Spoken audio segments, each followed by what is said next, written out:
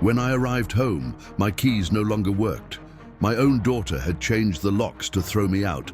Through the crack of the door, she shouted, "You don't live here anymore. Deal with it." I stood outside. In the hallway of the building I watched being built, while she slammed the door in my face. In her arrogance, she forgot only one small but crucial detail. The next day, my lawyer made a single call. Her regret was not only immediate, it was absolute. My name is Elias, and at 68, I thought life held no more surprises capable of bringing me to my knees. I built my empire brick by brick, with sweat and sacrifice, always with a single purpose: to give my dear daughter, Marina, a future of stability and opportunity. The pinnacle of this journey was our penthouse, a sanctuary of glass and steel hovering over New York City, the lights glittering below like a carpet of jewels. It was my synonym for victory, the stage for so many shared dreams, the place where I watched her grow from a curious little girl into an ambitious woman. That place was the tangible proof of everything I had fought to offer her. On that fateful night, I was returning from a long and exhausting business trip. My suitcase rolled smoothly behind me down the polished hallway, and my heart yearned for the comfort of home, for the tranquility of the Manhattan skyline that stretched out beyond the panoramic windows. My mind, still buzzing with the day's challenges, was beginning to slow, dreaming of soft pajamas and a hot cup of tea. I reached the door, my palm familiar with the cold texture of the metal handle, and inserted the key. A small click, a sound that had always heralded safety and warmth, but the door wouldn't budge. I tried again, with a little more force. My brow furrowed in confusion. Something was wrong. A chill, cold and sharp, ran down my spine, replacing the slight fatigue of travel with an unexpected apprehension. Before I could try a third time, the door swung open, and there she was, my Marina, the girl I held in my arms, whom I taught to walk, whom I swore to protect from all the evils of the world. But the face staring back at me was not my daughter's.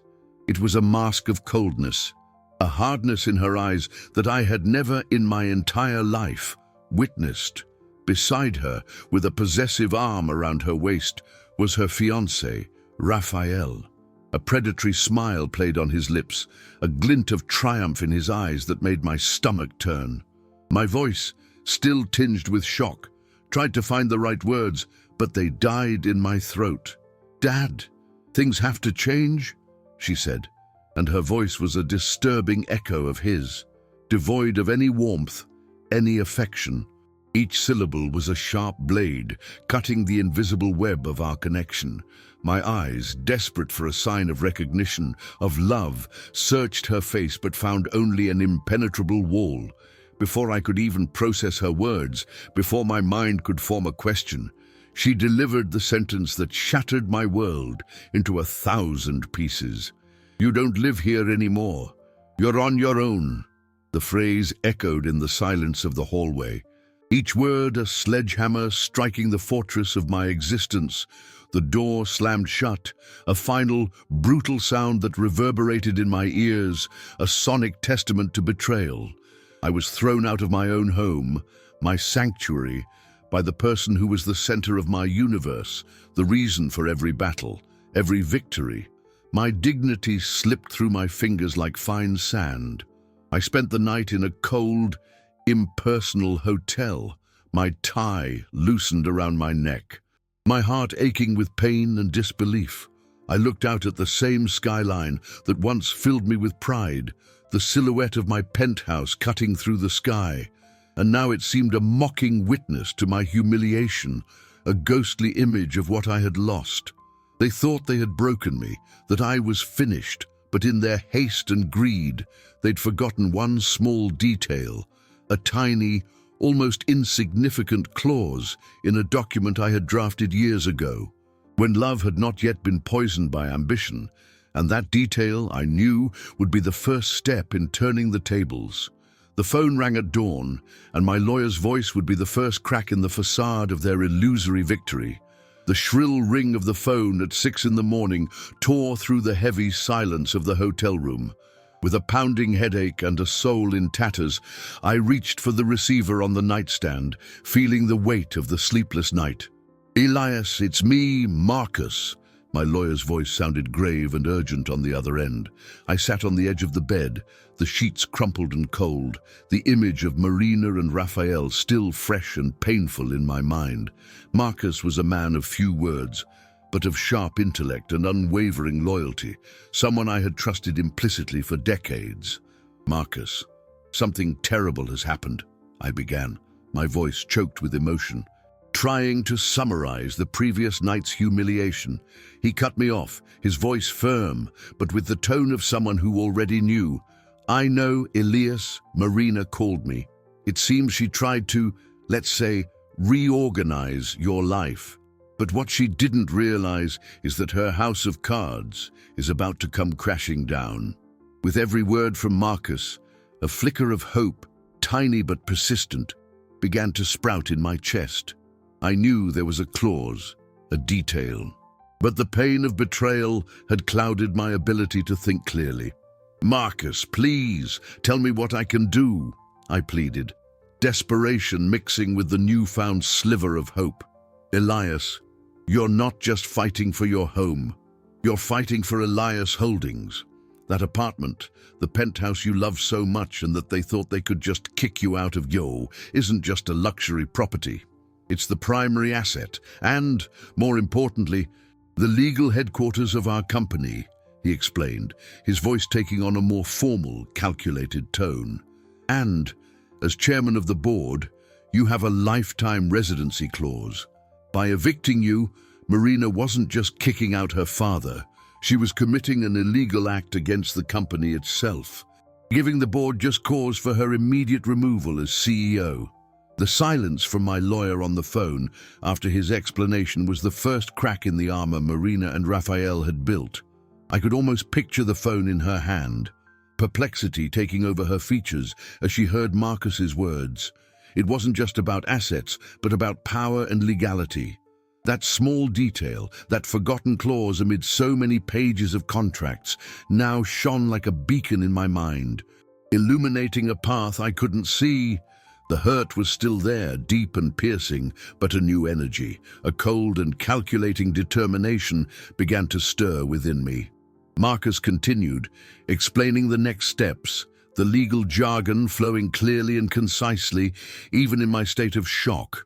He talked about convening a board meeting, about the need to act quickly to protect the company from such a reckless maneuver.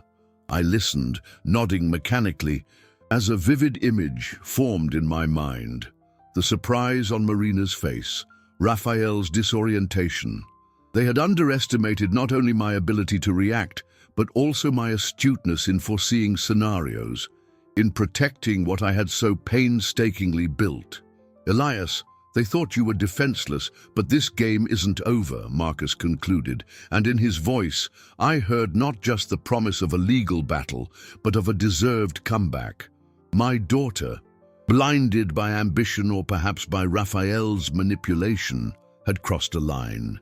She had attacked not just her father, but the very heart of our family's legacy. And that, I realized with a coldness that surprised me, I could not so easily forgive. The city lights outside the hotel window seemed less mocking now, but they still held secrets. I knew Marina and Raphael's response wouldn't be long in coming. That call was just the first tremor before their world came crashing down, and I was ready to watch. The next day dawned with the cold, unforgiving light of a bustling New York City, but to me, each sunbeam felt like a harsh spotlight on my pain. Marcus's call, though it had brought a spark of hope, hadn't extinguished the fire of grief in my chest. I knew Marina and Raphael's move would not go unanswered. They weren't the type to back down, especially Raphael, whose aura of opportunism was now apparent with every recollection. While I was having a bitter coffee in the hotel lobby, a copy of the morning paper left on an armchair caught my eye. The headline was a gut punch, a direct blow to my soul. "Crisis at Elias Holdings. Founders' failing mental health rattles the market. My eyes scanned the lines with dizzying speed, bile rising in my throat.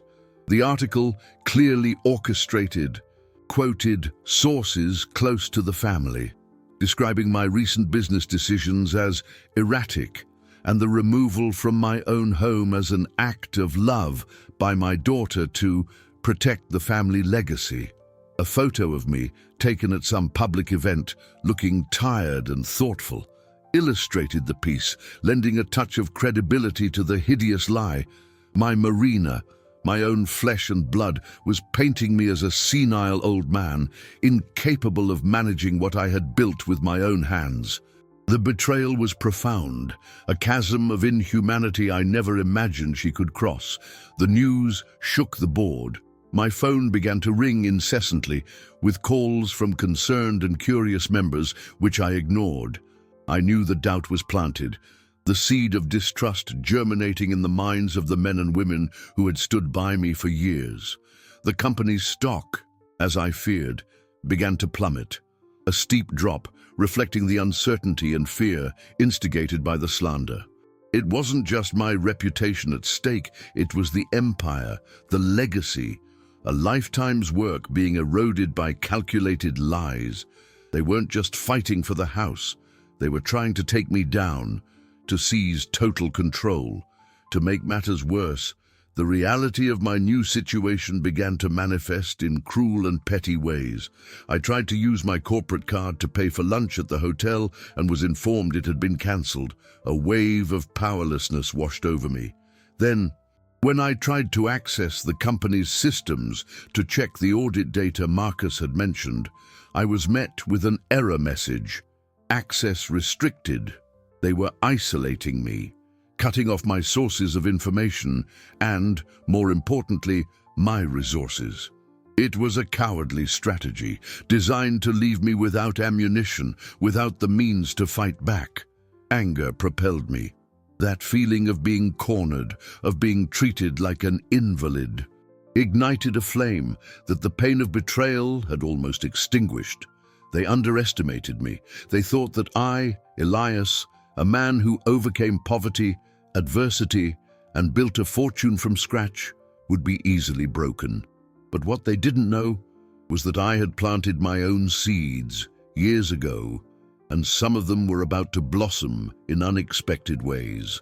The emergency board meeting was called for 2 days later. The invitation arrived by email from a generic company address. Without any personal touch, the tone was formal, cold, a clear attempt to dehumanize me. They believed I was weakened, voiceless, powerless to react. The trap was set, and they expected me to fall into it on my knees. But they forgot that a wounded old wolf can still bite, and much harder. I had a secret, something I had been working on quietly for months, a contingency plan that now proved more vital than ever.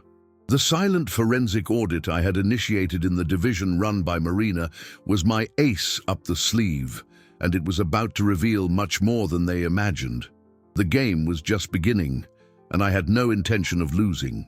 The clock on my hotel room wall seemed to mock my insomnia, its hands advancing at a slow, agonizing pace. With every tick-tock, my mind churned with the flood of information, the defamatory headlines, the blocked access. The image of Raphael's predatory smile and the coldness in Marina's eyes alternated with the urgency to act.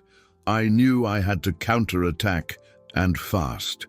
The silent audit I had started months ago in the division Marina managed was my only hope of turning the tables before the board meeting. That same morning, I had managed to contact Lucy, one of the lead auditors, a woman of unshakable integrity, and one of the few people I still trusted within the company. I arranged a discreet meeting in a cafe far from downtown, away from prying eyes and listening ears. Lucy arrived, her expression serious, but with a glint of determination in her eyes. She handed me a tablet, and the information that followed confirmed my worst fears. The audit revealed an alarming pattern of exorbitant payments to an unknown consulting firm, Horizon Strategic Solutions. The amounts were disproportionate to the services rendered, which, by the way, were vague and of little relevance to the holding's operations. Each line of the report was a hammer blow to the little faith I had left. Marina, my daughter, was involved in something deeply wrong. The pain of betrayal now mixed with a sense of nausea. I had given her responsibility for a crucial part of my empire, and she was using that trust to drain it. With the tablet in my hands, I spent the night awake, investigating every detail of this Horizon Strategic Solutions. Public records were scarce, almost non-existent, which in itself was a red flag. Generic addresses, phones that went unanswered, a rudimentary website that looked like it had been thrown together in a hurry. The deeper I dug, the deeper the web of lies seemed to go. My heart pounded in my chest, a mixture of anger and dread. With every name, every connection I tried to make, the net seemed to tighten around me.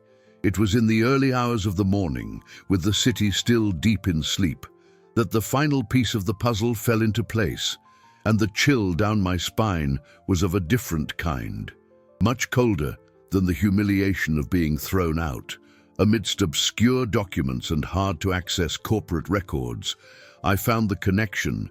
The consulting firm, Horizon Strategic Solutions, was registered in the name of Raphael's father. My blood ran cold. They weren't just stealing from me, they were plotting a coup of a much larger dimension, with a level of sophistication that surprised me. It all clicked with a brutal impact. Raphael wasn't just an ambitious opportunist, he was a predator, a wolf in sheep's clothing who had infiltrated my family, using Marina as a bridge for his nefarious plans. My daughter, in her quest for independence, or perhaps for a validation I hadn't known how to give, had become a tool, a puppet in a much larger and more dangerous scheme. The image of her, cold and distant at my apartment door, now made sense. She was under his influence, blinded by a veil of greed and manipulation. The pain of being betrayed by my own daughter was unbearable, but the discovery of the fraud gave me a new purpose. It was no longer just about the house, or even about control of the holding company. It was about justice, about protecting the legacy I had built with so much sacrifice, and in a way, about trying to save Marina from a fate that seemed increasingly dark. I needed more proof, irrefutable evidence to expose the web of lies Raphael had woven. The board meeting was approaching, and I knew I needed an ace up my sleeve, something that could unmask them completely. The game had become personal, and I was ready to fight with all my strength, no matter the cost. The following night was a whirlwind of thoughts and strategies. The revelation about Raphael's father put me on high alert. This was no longer just a matter of internal embezzlement. It was a complex conspiracy, planned with a meticulousness and audacity that frightened me. I needed allies, information that transcended the cold, calculated documents of the audit. My mind, once clouded by pain, was now sharp, focused. That's when I remembered Joaquin, an old family driver. Joaquin had worked with me for over 20 years, a discreet, loyal figure who had always treated me with a respect I rarely found in others. Years ago, when his daughter fell gravely ill and the family faced financial hardship, I helped him without hesitation, covering the treatment costs. He never forgot. And I knew that if there was anyone who might have seen something, heard something, it would be him. With a mix of hope and apprehension, I looked up Joaquin's contact in my old address book. The number, miraculously, still worked. I briefly explained the situation without going into the details of Marina's betrayal, just mentioning a delicate situation at the company. He, with the wisdom of age and the insight of a silent observer, sensed the urgency in my voice. We arranged to meet at a quiet bar in Queens, a place where he would feel more at ease and where discretion was guaranteed. When Joaquin arrived, his graying beard and weary eyes, I felt a sense of relief mixed with a pang of guilt for dragging him into my turmoil. He greeted me with a respectful nod, and his eyes, despite their weariness, conveyed an unwavering loyalty. We ordered 2 beers, and the initial silence was filled only by the distant murmur of other patrons, conversations and the clinking of glasses. He seemed to hesitate, as if pondering what he should tell me. "Mr. Elias," he began, his voice low and hoarse, "I've been worried. For the last few months, Mr. Raphael has been asking me to drive him to some meetings in unusual places, and it wasn't at the Holdings building, no." He paused, looking around, making sure no one was listening. "He always asked me to wait in a nearby cafe or in the car, but one time I accidentally overheard a piece of their conversation. My ears perked up, and my heart began to beat faster. It was with some people I recognized from the photos in the papers, from the company," Joaquin continued, his eyes fixed on mine, "from Apex Industries, your biggest competitor. They were speaking quietly, but I heard them mention devaluing stock and facilitating an acquisition. I didn't really understand it at the time, but I knew it wasn't good. He always told me not to mention anything to Mrs. Marina or to you." The beer glass slipped slightly in my hands. It wasn't just theft, it was sabotage. They weren't just stealing, they were selling secrets, undermining the company from within, planning to devalue the holding company to facilitate a hostile takeover by our biggest competitor. The house was just the first step to get me out of the way, to delegitimize me. The sheer scope of the betrayal, the audacity of the plan, left me speechless. Joaquin, with his simplicity and loyalty, had given me the missing piece of the puzzle. He didn't know the exact content of the conversations, but he knew it was something nefarious. Rage boiled in my chest, stronger than ever. It was no longer a matter of a bruised ego, but a fight to protect a life's legacy, to save the company I had built from ruthless claws. Joaquin's information was a game changer. I had proof, or at least a strong indication, that Raphael was a potential traitor, acting in collusion with the competition. But I needed more. I needed something irrefutable, something that could unmask Raphael and open Marina's eyes before it was too late. The board meeting was imminent, and I knew I had to act with speed and surgical precision. The stakes had been raised, and I was ready for the final battle. The information from Joaquin ignited a cold fury in my chest, a determination that supplanted any trace of despair. What had once seemed like a family feud now revealed itself as a malignant corporate plot, a coup orchestrated with surgical precision. Raphael wasn't just an opportunist, he was an enemy, a calculating predator. I needed more than Joaquin's word, as faithful as he was. I needed irrefutable proof, a complete dossier that could dismantle their entire scheme. That same night, in my hotel room, I called an old contact, a trusted private investigator named Carlos. I had met Carlos years ago during a delicate business situation, and his discretion and effectiveness were legendary. I explained the urgency of the situation to him, omitting the more intimate details of Marina's betrayal, focusing on the corporate threat and the figure of Raphael. I asked him to investigate my daughter's fiancé, his background, his history, anything that could connect the web of lies. Carlos, in his calm and professional voice, assured me he would start immediately. The next 2 days were torture. Anxiety consumed me, but I forced myself to maintain my composure.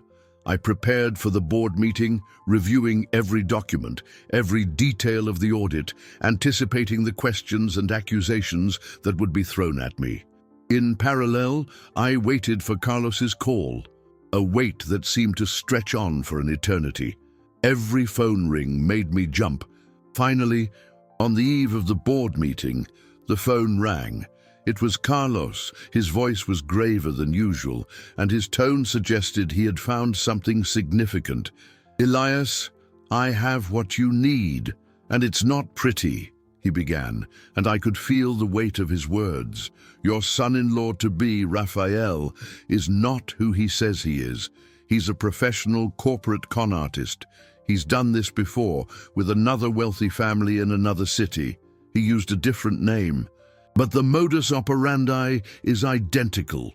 The blood in my veins ran cold. The confirmation, though expected, hit me with the force of a punch. He infiltrates, gains their trust, undermines the company from within, and then attempts a hostile takeover or a massive embezzlement. The last family lost almost everything. Carlos continued, his voice conveying the gravity of the situation. My daughter wasn't the mastermind behind the plan. She was the tool, the victim blinded by ambition and manipulated by an experienced predator. The image of Marina, so naive and manipulated, squeezed my heart. But the anger toward Rafael, for his cruelty and cold calculation, was overwhelming. Carlos sent me a complete dossier with documents, aliases, records of shell companies, bank statements, and even photos of Rafael in compromising situations with executives from our competitor. It was the final piece of the puzzle. The irrefutable proof I needed. His plan was clear. Destabilize Elias Holdings, get me out of the way, and then with Marina in control, or what he thought was control, facilitate the sale of the company for pennies on the dollar to our biggest rival. The cancellation of my cards and the blocking of my access were just part of the strategy to weaken me and prevent me from acting. With the dossier in my hands, a strange calm washed over me. The pain was still there. The hurt from Marina's betrayal was an open wound, but my anger now had a focus, a clear target. The board meeting wouldn't be a trial of me, but of Rafael and his accomplices. I had been cornered, but the old wolf still had sharp teeth. I would spend the night awake, preparing my counterattack, every word, every piece of evidence, every revelation carefully planned. They thought they were going to tear me down. But what they didn't know was that I was about to bring their whole world crashing down, and the clock, finally, was ticking. Tomorrow would be the day the truth came to light. The morning of the board meeting dawned with a thick fog over the city, a grey veil that seemed to mirror the storm brewing in my heart. I put on my best suit, the heavy, dark fabric like armor, and looked at myself in the mirror. My eyes, though tired, shone with a cold determination. The pain was still a constant sting, but the thirst for justice was stronger. I was no longer the wounded father. I was the businessman, the founder, the protector of a legacy. I arrived at the holdings headquarters early, preferring the solitude of the empty corridors to prepare. I took a deep breath, feeling the cold air conditioning in my lungs. Every step echoed in the silence. A march into battle. The boardroom, normally a space for considered decisions and heated debates, now felt like an arena. Little by little, the board members began to arrive, their formal greetings and cautious glances indicating that the news of my failing mental health had spread. I felt the weight of their silent judgments, but I didn't let it shake me. I had the proof. I had the truth. Marina and Rafael were the last to enter, radiating an almost insolent confidence. She, in an impeccable power suit, looked like a powerful executive, but for a brief moment, her eyes met mine, and I saw a flicker of something resembling guilt, quickly replaced by a hardened expression. Rafael, by her side, was smiling. A triumphant smile, like that of a predator who already saw its prey in its grasp. They sat down, posturing like royalty, certain they had the votes to oust me, to remove me from the empire I had built. The meeting began with the chairman, an elderly and respected man who seemed uncomfortable with the situation. He gave the floor to Marina, who stood up with a haughty posture. She delivered an emotional speech, her voice melodic and full of conviction. She spoke of the need for new blood in leadership, of the importance of protecting the company's future from its past, a clear allusion to my supposed incapacity. Every word was a stab, but I remained impassive, watching the reactions of the other board members who seemed divided. Some nodded, others maintained neutral expressions. When it was my turn, a heavy silence filled the room. I rose slowly, feeling all eyes on me. I didn't defend myself against the accusations. I attacked. My voice, though calm, carried the force of years of command and the pain of betrayal. "Members of the board," I began, "I have been accused of being erratic, senile, incapacitated. But today, the truth will come to light, and it is far darker than any of you can imagine." With a gesture, my technical assistant, who was on standby, projected the detailed flowchart of the Horizon Strategic Solutions fraud onto the main screen. Every exorbitant payment, every link to Raphael's father, every diverted cent was exposed in clear, unquestionable graphics. The murmurs began to grow. Raphael's smile faltered, and Marina's face turned pale. Surprise and horror began to take over their features, shattering the mask of coldness she had worn. Next, the blow was more precise. The photos of her fiancé secretly meeting with our biggest competitor were displayed, one by one. Raphael tried to stand, a glint of panic in his eyes, but a look from me made him sit back down. The board members were shocked, the discussions intensified, and the sound of voices filled the room. They could no longer deny the evidence. But I still had the final blow, the twist that would change everything. This was just the beginning of the collapse, and I was ready to watch. The boardroom was in an uproar. The murmurs had turned into raised voices, and the looks of the board members, once cautious, were now of shock and outrage. Marina, her face pale and her lips trembling, turned to Raphael, who was trying to hide his nervousness, but his eyes betrayed a growing panic. The atmosphere was thick with tension, and I knew it was time to deliver the final blow. They weren't just stealing from our company through fraudulent contracts. My voice reverberated through the room, cutting through the noise. They were orchestrating a much larger maneuver, a conspiracy to destabilize the holding company and sell it for pennies on the dollar to our biggest competitor. The disbelief on the faces of the board members was palpable. I let the information sink in, let the weight of the betrayal settle. Then, with a nod, my assistant projected the private investigator's complete dossier onto the screen. "This document," I said, pointing to the screen, "reveals Mr. Raphael's true identity and his criminal history. He is a professional corporate con artist, with a known modus operandi of infiltrating wealthy families to embezzle funds and facilitate hostile takeovers." The silence that followed was absolute, heavy, and suffocating. You could have heard a pin drop. Marina's face disintegrated before my eyes. Horror, comprehension, and a deep pain took over her features. The tears began to fall, silent at first, then in an uncontrollable torrent. She looked at Raphael with a mixture of disbelief and disgust, as if seeing him for the first time, as if the blindfold had finally fallen from her eyes. Raphael, seeing himself cornered, made a sudden move to get up and try to flee. But security, whom I had discreetly instructed to be on standby, was already in position. 2 strong, discreet men intercepted him before he could reach the door. He struggled, he cursed, but he was restrained with firm professionalism. Chaos erupted for a brief moment but was quickly brought under control. "Take him away," I ordered, my voice cold and firm, devoid of emotion. Raphael was dragged out of the room, his cries of protest fading down the hallways. His defeat was total, humiliating. He was arrested in the building's lobby, a pathetic epilogue to his boundless ambition.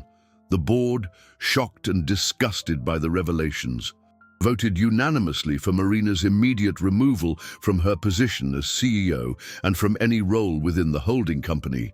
There was no debate, no hesitation. The gravity of her actions, even if under manipulation, was undeniable. And then they gave me full authority to save the company from the crisis they had inadvertently created. The victory was mine, unquestionable. But as I looked at Marina, huddled in her chair, tears streaming freely down her face, I felt no taste of victory. I felt a piercing pain, the same pain a father feels seeing his child fall into an abyss. Justice had been done, the empire was safe, but the price, for both of us, was immeasurable. She wasn't just a traitor, she was a victim, and the realization of that hit me hard. The board dispersed, leaving me alone in the room, under the weight of my bitter victory and the desolation that surrounded me. I knew the corporate war was over, but the war in my heart, the battle to understand and, perhaps one day, forgive, was just beginning. The night would bring more silence, but this time the loneliness would be different, and I knew I had to face Marina. The boardroom, once a stage for a fierce battle, was now empty, bathed only in the faint late afternoon light peeking through the windows. The silence, once oppressive, was now an echo of my own solitude. My corporate victory was undeniable, but the personal wound was too deep to celebrate. Marina had been taken to a side room, accompanied by one of the few employees who still held some affection for her. I knew I had to talk to her, not as the chairman of the board, but as a father. I walked to the room, feeling the weight of each step. The door was ajar, and I could see her sitting in an armchair, her eyes swollen and red, her face streaked with tears. The mask of coldness had completely fallen away, revealing the fragility and despair I had so feared she would feel. My heart ached. Despite everything, she was still my daughter, the center of my universe for so many years. Upon seeing me, she shrank back even more, as if expecting an attack. Her eyes, once so full of fire, now reflected a mixture of shame and dread. "Dad," she whispered, her voice barely audible, choked with pain. The arrogance, the coldness that had confronted me at my apartment door, was gone. There was only a lost girl, disoriented by her own downfall. I sat in a chair across from her, trying to remain calm, though my insides were churning. "Marina," I began, my voice hoarse, "do you understand the gravity of what happened?" She nodded, the tears beginning to flow again. I didn't know, Dad. Not about him being a con artist. He manipulated me. He convinced me that you were losing control, that it was for the good of the company, for my own good."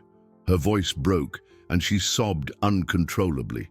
The confession, the vulnerability, was shocking. On one hand, I felt a bitter relief that she wasn't the mastermind behind the perfidy, but on the other, a deep pain for her blindness. How could she have been so easily fooled? How could she turn her back on me for a man she barely knew? "He seduced me with the idea of power, of freedom," she continued, wiping her tears with the back of her hand. "He said you didn't trust me, that I needed to take the reins, to show everyone what I was capable of. He made me feel important, strong, and I believed him. I wanted so badly to prove that I could be like you." Her words were a distorted mirror of my own ambitions, my own sacrifices. She was seeking the recognition that I, in my empire builder blindness, had perhaps failed to give her clearly. I asked her about Raphael's meetings with the competitor, about the payments, about the details of the fraud.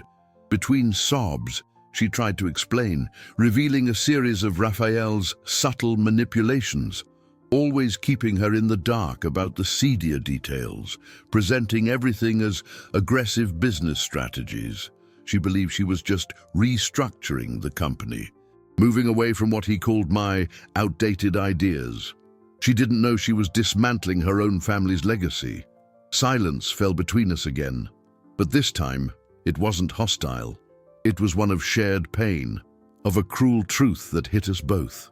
She, for her naivety and misguided ambition. I, for not having seen, for not having protected my daughter from the predator who had infiltrated our lives. Victory had cost me my daughter's closeness, and I knew the road to reconciliation would be long and arduous, if it existed at all. The boardroom door now seemed like an abyss, and the loneliness waiting for me on the other side was deeper than the loss of my own home.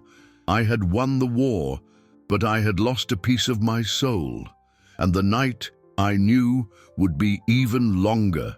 That night, I went home. The penthouse, my former sanctuary, was steeped in a disturbing silence. The city lights twinkled outside, but they seemed more distant, colder than ever. The door that had once been denied me now opened without resistance, but the feeling of homecoming was an empty echo. I walked through the rooms, and each step reverberated in a space that had become terrifyingly hollow. Marina had taken everything that was hers. There wasn't a note, not a slip of paper, just an emptiness that screamed of loss. The apartment, once filled with memories, laughter, family arguments, and festive dinners, now felt like a museum of a life that no longer existed. The scent of her perfume no longer lingered in the air. Her magazines were gone from the coffee table, and her side of the bed was impeccably made, as if it had never been touched. With each missing object, a pang of pain shot through my chest. I had won the war, saved my empire, and reclaimed my home, but the victory had a bitter taste, a gall that burned my throat. I was alone. I sat on the living room sofa, the same sofa where she had so often laid her head on my lap as a child, where we talked about her dreams and fears. I looked out at the vast expanse of the city, the glass fortress I had built, and loneliness enveloped me like a heavy cloak. Justice was done, yes. Raphael was in jail, the scheme unmasked, the company secure, but the wound of losing a daughter to the darkness of greed, to the manipulation of a man, was too deep to heal. The lesson was taught, but the price, for both of us, was incalculable. In the days that followed, I immersed myself in work. I restructured the holding company, strengthened its defenses against future invasions, and began to repair the damage caused by the fraud. Every decision was made with a calculated coldness, a mechanical precision that kept me from thinking too much, from feeling too much. I turned pain into fuel for my resilience. My employees, who had once looked at me with suspicion, now showed a renewed respect, an admiration for my ability to react and protect what was ours. However, Marina's silence was a constant burden. No calls, no messages, no words. I knew she needed space, time to process what had happened, to disentangle herself from the web of lies Raphael had trapped her in. But her absence was a hole in my soul, a void that no corporate victory could fill. I wondered where she was, who she was with, if she was okay. The concern of a father, even a wounded one, persisted. Marcus, my lawyer, tried to reassure me. Elias, she's going through a divorce. She's dealing with public humiliation and the ruin of her reputation. She needs time. His words made logical sense, but my still broken heart couldn't accept the absence. I knew her journey to find herself again would be painful, as would mine to forgive. One evening, while flipping through an old photo album, I found a picture of Marina as a little girl, in a floral dress and a toothless grin, running in a park. The memory of her innocence, her pure joy, hit me hard. It was the image of the daughter I loved, the girl I wanted to protect. That photo was a reminder that, behind all the pain and betrayal, there was still a deep and unwavering love. My anger at Raphael was a flame, but my love for Marina was an ember that burned slowly, waiting for a chance to reignite. The door to forgiveness, I knew, was not completely closed, but who would take the first step? And more importantly, would forgiveness be possible after such a wound? The answer seemed distant, lost in the echo of my solitude. The weeks dragged on, turning into a month of an empty, silent routine. The restructuring of the holding company progressed swiftly. I worked tirelessly, as if physical exhaustion could somehow mask emotional exhaustion. The company was recovering, investors were regaining confidence, and the crisis was slowly becoming a bitter memory. But my personal life remained at a painful standstill. Marina's phone remained silent, and the emptiness in my apartment had become a constant companion. The image of her, huddled in the boardroom, her mask of coldness shattered into tears, haunted me. I could forgive the naivety, the misguided ambition, even the blindness, but the pain of being thrown out of my own home, the public humiliation, was a weight I carried. I knew that I was also to blame for perhaps dedicating myself too much to building the empire and too little to building a stronger relationship with my daughter, one that would have made her feel valued and secure in her own right. One morning, while reviewing some old reports, I found a forgotten folder with Marina's childhood drawings, colorful scribbles of houses, families, and one in particular caught my eye. A doodle of a large building with a smiling man on top and a little girl waving. It was a naive representation of our penthouse, of our home, of that place she once considered her refuge. That image brought a pang of nostalgia and a whirlwind of memories. I remembered the days she would run through the hallways, imagining herself a princess in her castle. I began to revisit these moments, the flashbacks coming in waves, painful and sweet. The afternoons in the park, reading stories before bed, family trips, conversations about her first dreams and frustrations. I saw a girl full of light, curiosity, and love. What had happened to that girl? How did she turn into the woman who kicked me out of my own home? The blame I had once directed at her now mixed with a cruel self-analysis. Maybe I hadn't prepared her for the world. Maybe I had spoiled her too much. Or maybe I had failed to teach her the true value of what I built beyond the material. Her absence, paradoxically, led me to a deep process of reflection. I wondered if my obsession with building an empire for her hadn't pushed her away from me. If my relentless pursuit of success hadn't blinded me to her emotional needs. The money, the power, the prestige. It all seemed so empty now. Without my daughter's presence, I had gained the world but lost what mattered most. I decided I needed to take the first step, not to forgive the betrayal itself, but to build a bridge, to understand, to try to heal the wound that separated us. I called Marcus, my lawyer. Marcus, I need a way to contact Marina, a way she'll feel safe to talk, without pressure. He, who already knew the complexity of my relationship with her, understood immediately. And Dunile suggests she seek family counseling at Elias. And maybe you should consider it too. It would be a neutral space where you both could express what you feel without the defenses that have gone up between you, he suggested, his voice gentle.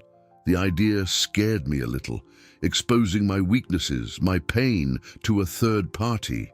But the prospect of reconnecting with Marina, of perhaps mending the ties Raphael had shattered, was a stronger motivator than fear. That night, looking out at the illuminated city, I felt a small change in my heart. The loneliness was still there, but it was no longer so overwhelming. There was a small light, a hope that perhaps time and effort could bring us back together. I didn't know if Marina would accept, if she was ready for this journey, but I was. I was ready to fight for my daughter, no longer in a courtroom or a boardroom, but on the most delicate and important ground of all, the heart. The next stage would be the hardest, the most uncertain, and I was scared, but also with a strange sense of relief. Marcus's suggestion about family counseling reverberated in my mind for days. The idea of exposing my emotions, of reliving the pain of betrayal in a therapeutic setting, was daunting. I, Elias, the man who built an empire from nothing, had always solved problems with pragmatism and determination, not with the exploration of feelings. But the prospect of having Marina back, of rebuilding our broken bond, was a call I couldn't ignore. Finally, I gave in. Marcus made the arrangements, and the office of Dr. Helen Reed, a family therapist renowned for her discretion and skill, became our meeting point. The first session was just with me. I walked there with a heavy heart, replaying the images of that fateful day, the coldness in Marina's eyes, Raphael's smile, Dr. Reed, a woman with a calm demeanor and a soft voice, listened to me with infinite patience, without judgment, just with an attentive ear. I spoke about my humble childhood, the struggle to build the holding company, the burning desire to give Marina everything I never had. I vented about the pain of betrayal, the anger, the humiliation, and slowly I began to explore my own failings, my absence, my excessive prioritization of work, my difficulty in expressing affection in ways other than material. I cried, for the first time in a long time, tears of regret and pent-up grief. The surprise came a week later, when Marcus called to tell me that Marina had agreed to participate in counseling. My heart leaped. She had isolated herself since the board meeting, avoiding all contact, and the fact that she had agreed to meet was a small miracle in itself. The first joint session was scheduled for the next morning. Anxiety consumed me. What would she say? How would she look at me? Were we ready to hear each other's truth? I arrived at the office early, my hands sweating and my stomach in knots. I sat in the waiting room, trying to calm my racing heart. Marina arrived a few minutes later, accompanied by a friend. Her eyes were still a little swollen, but the earlier coldness had been replaced by a deep sadness. She greeted me with a nod, without direct eye contact, and sat in the furthest chair. Dr. Reed welcomed us into her office, a cozy and discreet space. The air was heavy, charged with unspoken emotions. We began to talk, with the therapist's careful mediation. At first, Marina was withdrawn, her answers short and evasive, but gradually, encouraged by Dr. Reed and my listening posture, she began to open up. "Dad, I felt invisible," she confessed, her voice thick with emotion. "Always in your shadow, trying to be worthy of your name, your empire. Raphael, he made me feel seen, important. He told me I had potential, that you were suffocating me, preventing me from shining." Her words were like a lightning bolt to my chest. The bitter truth I, in my quest to build a future for her, had unintentionally stifled her individuality, her own voice. She spoke about the pressure of being Elias's daughter, the need to prove her worth, the emotional void that Raphael, with his cunning manipulation, had exploited. The anger I felt for her began to dissolve into a sea of sadness and understanding. I had failed in a crucial aspect, in making her feel loved for who she was, not for what I wanted her to be. Silence fell again, but this time it was a silence of recognition, of a painful but necessary truth. The tension in the room was almost palpable, and I knew this was the moment of greatest vulnerability, the turning point for our relationship. I needed to move beyond the pain and anger. I needed to find the bridge to forgiveness, not just for her, but for myself as well. Marina's revelation, the pain in her words, hit me like an overwhelming wave. The therapy sessions became an emotional battlefield where we each laid bare our open wounds, our harbored resentments, our unmet expectations. Dr. Reed, with her wisdom and empathy, guided us through the labyrinth of our feelings, encouraging active listening and brutal honesty. Marina spoke about the pressure of being the heiress, the weight of my name, the feeling that nothing she did would ever be enough to please me. She confessed the envy she felt for other children who had more present fathers, who seemed to value relationships more than professional success. With every word, a veil was lifted from my eyes, revealing a perspective I, in my empire builder blindness, had never considered.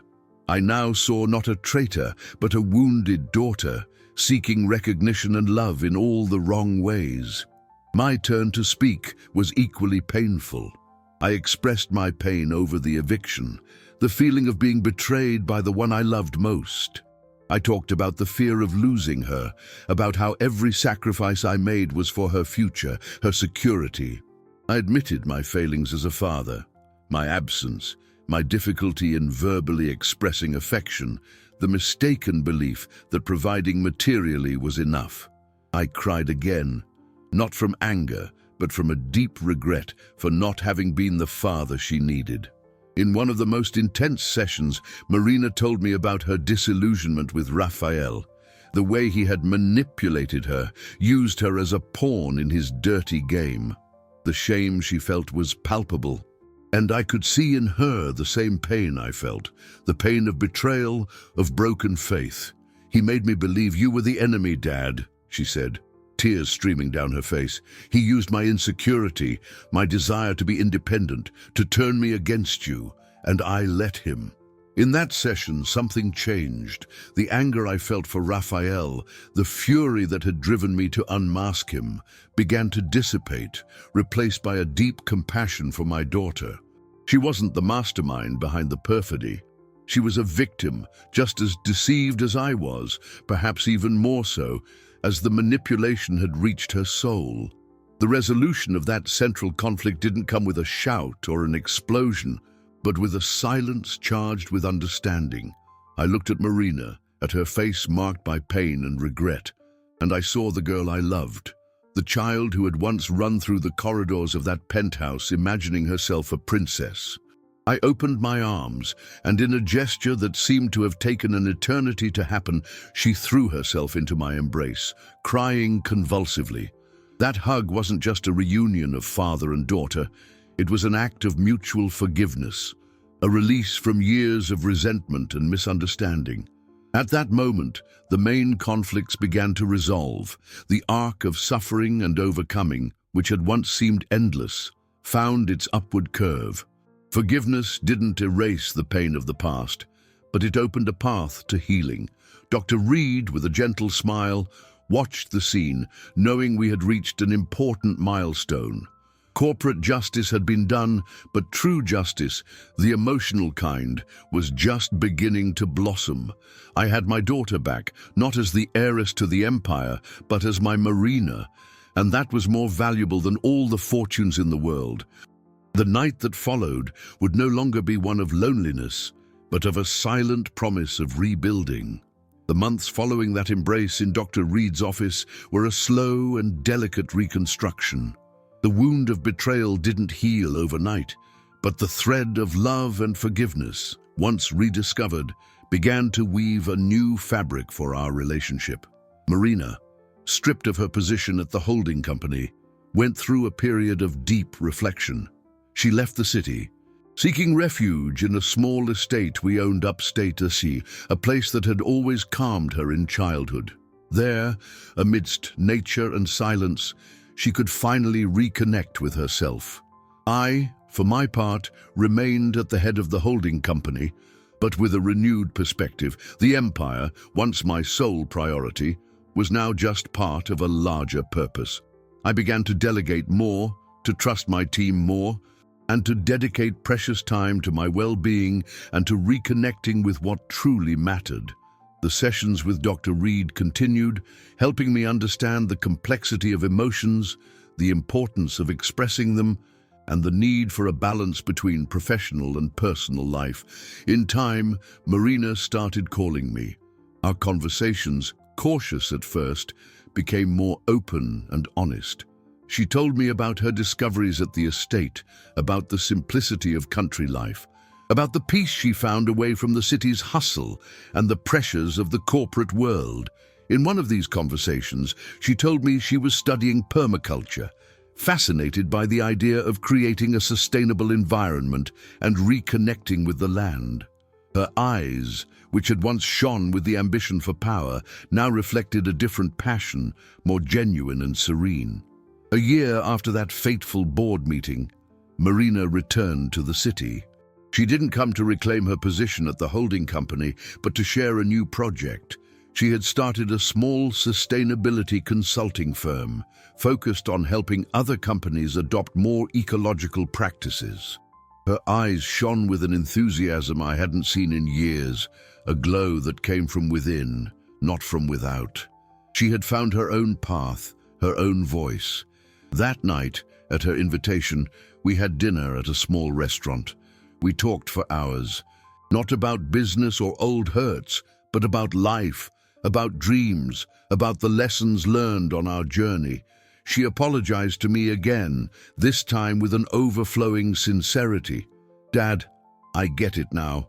I understand that true value isn't in what you accumulate, but in what you build with integrity and love, and that your greatest gift to me wasn't the empire, but the example of resilience and the opportunity to learn from my own mistakes.